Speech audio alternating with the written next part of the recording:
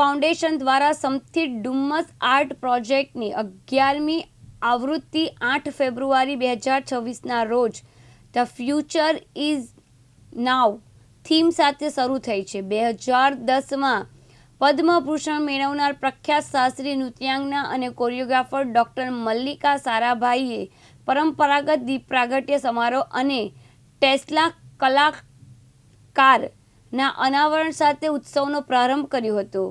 સાંજે દર્પણ એકેડેમી અમદાવાદના વિદ્યાર્થીઓ દ્વારા શાસ્ત્રીય નૃત્ય પ્રદર્શન રજૂ કરવામાં આવ્યું હતું. ત્યારબાદ ફાઇન આર્ટ ગેલેરી સહિત વીઆર સુરતમાં કલા સંસ્થાનું વિશેષ પ્રદર્શન યોજાયું હતું. ટેસ્લા સાથેના વિશિષ્ટ સહયોગથી ખાસ ટેસ્લા કલાકારનું નિર્માણ કરવામાં આવ્યું છે. શહેરમાં બ્રાન્ડના પ્રથમ જાહેર પ્રદર્શિત કરીને રજૂ આ જોડાણ ટેકનોલોજી, ટકાઉપણું અને કલાના દુર્લભ આંતરછેદને ચિહ્ન કરે છે. મોટા પાયે જાહેર કલાકૃતિઓ અને સમુદાય આગેવાનોની હેઠળની કલાત્મક પ્રેક્ટિસ માટે જાણીતા એવોર્ડ વિનિંગ કલાકાર મિત્તલ સોજિત્રા દ્વારા ટેસ્લા કલાકારને જીવંત બનાવવામાં આવી છે. આ વર્ષે ડુમ્મસ આર્ટ પ્રોજેક્ટમાં sir J school art of Mumbai, Maharaja Sayaji Rao university of Baroda, Veer Narmad Dakshin Gujarat university અને અનંત નેશનલ યુનિવર્સિટી અમદાવાદના વિદ્યાર્થીઓ દ્વારા 160થી વધુ સ્થાપનો, શિલ્પો, ચિત્રો અને ફોટોગ્રાફ્સ રજૂ કરવા માટે ઉત્સુક છીએ. શહેરભરના કલાકારોએ વીઆર સુરત ખાતે ભોયરાની દિવાલોને આર્ટ ગેલેરીમાં રૂપાંતરિત કરતા કલા પ્રોજેક્ટ પ્રદર્શિત કર્યા છે. આજે કેવા પ્રકારનો કાર્યક્રમ હાથ ધરવામાં? મને અહીંયા ડ્યુમસ આર્ટ શોમાં બોલાવી છે.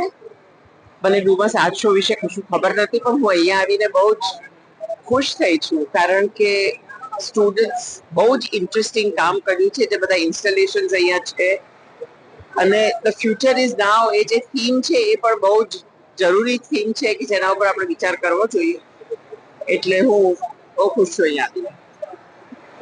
શું નવું દેખાયું તમને સુરતની અંદર? અત્યારે આ જે રીતનું કોન્સેપ્ટ આવ્યા છે એ રીતનું તમે યુવાઓ માટે? હું યુવાઓ સાથે ઘણું કામ કરું છું, એટલે મને લાગે છે કે આપણે જે કહીએ છીએ કે યુવાને આમાં ઇન્ટરેસ્ટ નથી, યુવાને પહેલાનામાં ઇન્ટરેસ્ટ નથી, એ ખોટી વાત છે.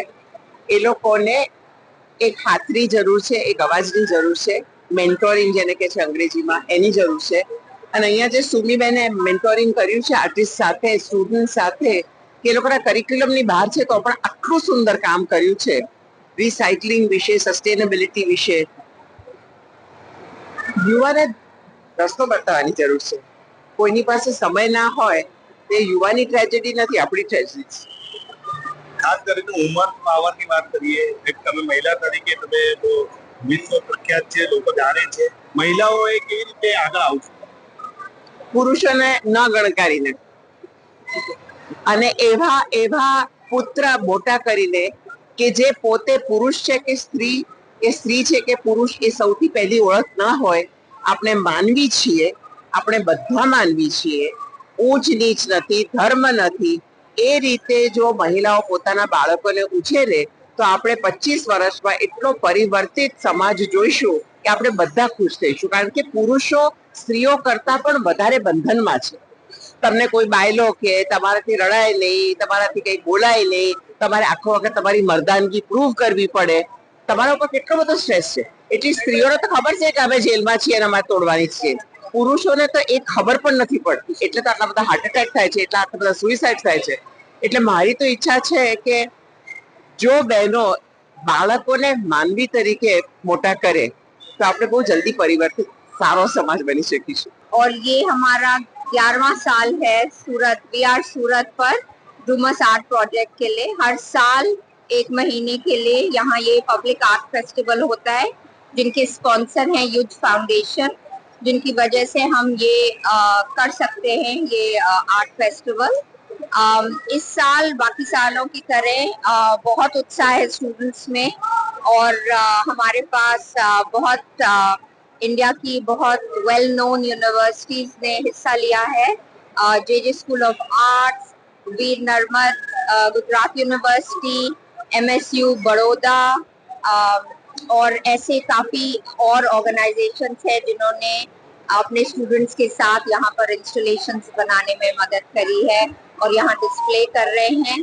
यूनेस्को हमारे पार्टनर हैं, उन्होंने प्रोजेक्ट सूरत के साथ मरीन वेस्ट जो डूमस बीच से इकट्ठा कर रहा है उसका एक बड़ा सा जेलीफिश इंस्टॉलेशन बनाया है। एंड टेस्ला जिन्होंने पहली दफा इंडिया में एक आर्ट फेस्टिवल में हिस्सा लिया है, उन्होंने एक टेस्ला कार के ऊपर हमारे स्टूडेंट आर्टिस्ट ने पेंट करा है ऑन द, हमारी जो थीम है इस साल की, द फ्यूचर इज नाउ। तो उस कार को लेके भी बहुत इंटरेस्ट है और वो हमारी थीम के से फिट करता है क्योंकि टेस्ला एक इलेक्ट्रिक कार है, non polluting, sustainable and helpful for the environment. पूरे महीने के लिए यहाँ पे यंग आर्टिस्ट प्रोग्राम है, काफी सारी वर्कशॉप्स हैं, बंधेज वर्कशॉप, लिपन वर्कशॉप। सो ऐसे हर थोड़े दिनों में कोई ना कोई वर्कशॉप है, कोई कार्यक्रम है, लिटरेचर फेस्टिवल है, थिएटर फेस्टिवल है, ताकि जो लोग यार सूरत आते हैं और सूरत के लोग, उनको मौका मिलता है ये सब चीजें देखने का जो सूरत में नहीं मिलता क्योंकि ये फ्री है, नॉट फॉर प्रॉफिट है।